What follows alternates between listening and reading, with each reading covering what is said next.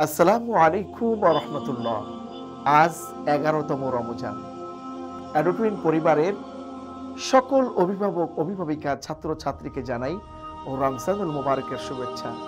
আজকে আমরা একটি গুরুত্বপূর্ণ আমল সম্পর্কে জানব। তা হলো সাদকা। বিশ্বনবী জনাবে মুহাম্মদুর রাসূলুল্লাহ সাল্লাল্লাহু আলাইহি ওয়াসাল্লাম তার এমন কোনো দিন অতিবাহিত হয়নি যেদিন তিনি সাদকা করেননি। নবী করিম সাল্লাল্লাহু আলাইহি ওয়াসাল্লাম রমজানুল মুবারকে বেশি বেশি করে সাদকা করতেন। নবী করিম সাল্লাল্লাহু আলাইহি ওয়াসাল্লাম বলেছেন, রমজানুল মুবারকের যে কোনো আমলকে ৭০ গুণ বৃদ্ধি করে দেওয়া হয়। হযরত আব্দুল্লাহ ইবনে আব্বাস রাদিয়াল্লাহু তাআলা আনহু থেকে বর্ণিত, নবী করিম সাল্লাল্লাহু আলাইহি ওয়াসাল্লাম ছিলেন মানুষের মধ্যে সবচেয়ে বেশি দানশীল, আর রমজান মাসে তার দান আরো বেশি বেড়ে যেত। সহিহ বুখারীর ১৯০২ নম্বর হাদিস। তাই আসুন রমজানুল মুবারকের এই বরকতপূর্ণ সময়কে কাজে লাগিয়ে বেশি বেশি করে আল্লাহর সন্তুষ্টির লক্ষ্যে দান করি। মহান রব আমাদের তৌফিক দান করুন, আমিন।